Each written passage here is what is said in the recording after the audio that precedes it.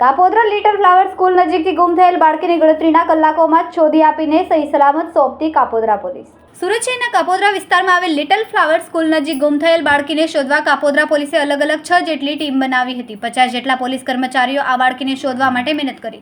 80 જેટલા CCTV camera અને કાપોદ્રા વિસ્તારમાં આવેલ બાગ બગીચા પણ તપાસ કરવામાં આવ્યા હતા. કાપોદ્રા પોલીસ દ્વારા વરાછા રેલવે સ્ટેશન તરફ સરથાણા વિસ્તાર, ઉત્તરાયણ જેવા અનેક વિસ્તારમાં તપાસ કરતા ગુમ થયેલ બાળકી કાપોદ્રા 4 રસ્તા આગળ ફૂટપાથ પરથી સલામત મળી આવી હતી. કાપોદ્રા પોલીસ સ્ટેશન દ્વારા બાળકીને તેના પરિવાર સાથે મિલન કરાવજો. કાપોદ્રા પોલીસની કામગીરીને લઈને બાળકીના પરિવારમાં ખુશીનો માહોલ જોવા મળ્યો હતો અને બાળકીના પરિવારે પોલીસનો આભાર માન્યો.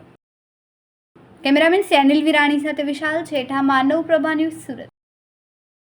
અમારા વિડિયોની નવી અપડેટ મેળવવા માટે સબસ્ક્રાઇબ કરો માનવ પ્રભા ન્યૂઝ ચેનલને. બેલ આઇકન ક્લિક કરો લેટેસ્ટ વિડિયો સૌથી પહેલા મેળવવા માટે.